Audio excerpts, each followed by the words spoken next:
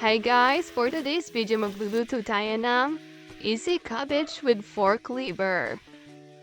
So tara, samahan niyo ako magluto.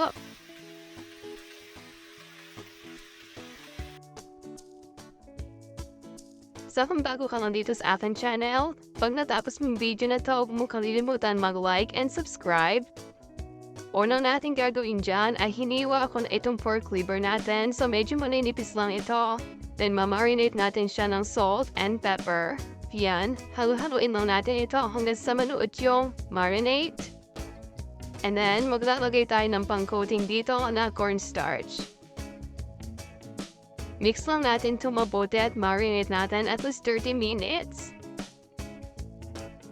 Nalo-halo ko nga muna itong mabuti. Para na medyo humaba yung video, pero kung naiinip ka, pwede mo na i-fast forward ito. So, okay na ang ating liver. Hayaan na muna natin itong mai-marinate. Then, eto namang cabbage, ang gagawin ko ay hihimay-himayin ko lang siya. Hindi ko siya hihiwain. Mas maganda kasi yung texture ng cabbage pag ganito yung ginagawa ko. Pinipilas-pilas ko lang siya. Yan, ganyan. Diyan medyo napoporing ako para mapatagal ko yung pagpo-process ng cabbage. Yan, himay-himayin nyo na lang. Char lang. Pwede nyo naman din kung hiwain. Ito naman kasing klase ng paghihimay na ito ay natutunan ko nung nagtatrabaho pa ako sa Hong Kong. Mga Chinese food na niluluto, ganyan ang ginagawa nila sa cabbage. Ayaw nila ng hinihiwa-hiwa ito ng kutsilyo. Mas maganda nga naman ang texture na to at talagang medyo crispy ang texture niya kapag ito iginisa natin. So yan, medyo titigil ko na itong pagbibideo ko dito kasi baka mainip kayo masyado. Mag-iinit na nga ako dyan na mantika at ipapry na natin itong cabbage. Ay sorry, liver pala. And so ipapan-fry lang natin siya.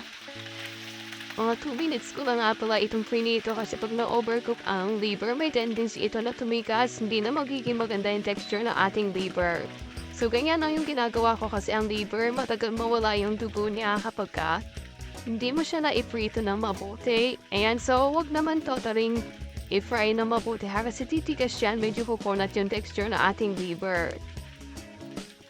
So sa akin, 2 minutes ko siyang i-fry. Kasi naman iluluto pa din natin ito kasama ng cabbage mamaya. So yan, tinapos ko na yung pagbibideo dito, wala nang patay-patay ng camera. Ayan, tapos tinake out ko muna siya and set aside. And then yung ating kawali, sasalang ulit tayo, then maglalagay tayo din ng mantika. Yung mantika na kukunin natin ay galing lang dito sa pinagprituhan ng ating liver. Then magkikisa tayo dyan ng bawang. And so medyo nasusunog na yung bawang natin, kaya ilalagay na natin itong julienne carrots. Naglagay lang din ako ng konting carrots dyan para naman medyo colorful ang ating cabbage. Pero kahit naman wala kayo ng carrots, okay lang. Optional lang din naman kasi yan. Meron lang akong carrots sa rep, kaya nilagay ko na rin kaysa naman masira. And so medyo i-fry lang natin siya.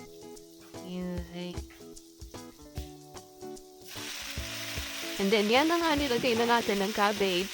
So mapoboring na naman kayo kasi hahaluin ko lang ito ng hahaluin. So kung naiinip kayo sa ating paghahalo, pwede nyo naman i-skip ito, i-fast forward nyo na lang dun sa medyo dulo.